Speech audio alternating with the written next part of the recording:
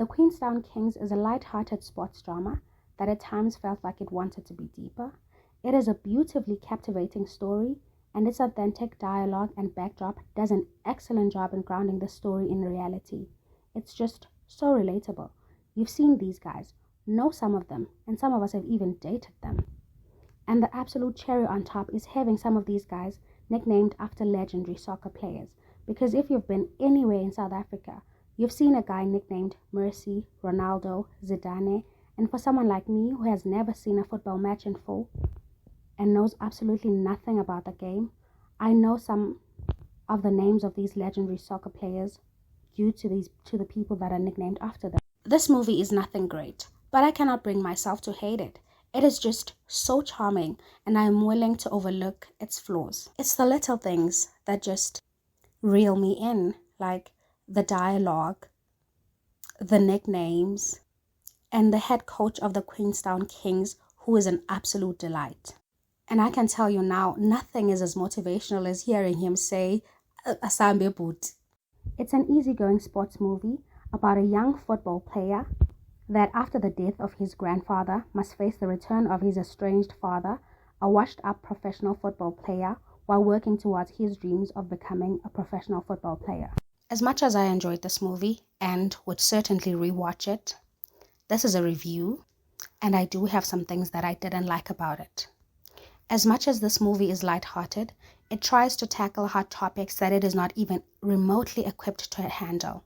This movie tries to tackle hard topics, but quickly undercuts any emotion they could evoke with lightheartedness.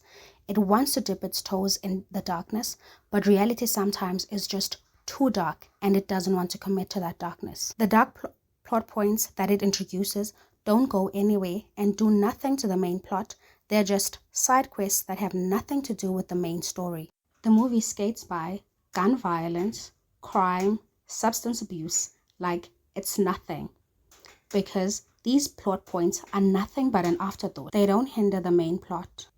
They're just there for the movie to pretend that it's gritty, but also they're not allowed to mess up the movie's fun lightheartedness. No emotional arc or redemption arc in this movie is properly earned.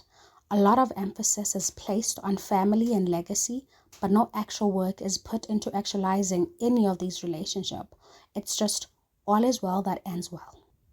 No emotional work is put into Fezile and Tara's relationship.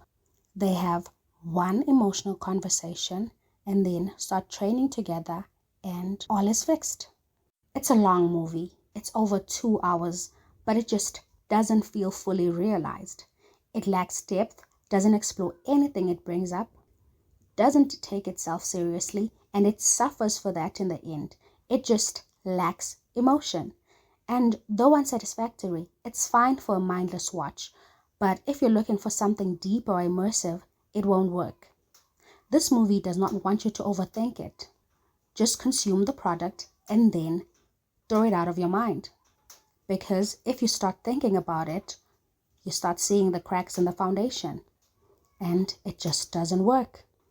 And the only reason I'm so dissatisfied by the shallowness of this movie is that it does not feel like it's intentional. There are thousands of movies that are shallow out there and they're just fun to watch. But this movie wants to masquerade as deep, but is not. And I actually liked it on my first watch. But for this review, I watched it multiple times and it just didn't work. Even after all that, it's a movie with great potential and I cannot bring myself to hate it.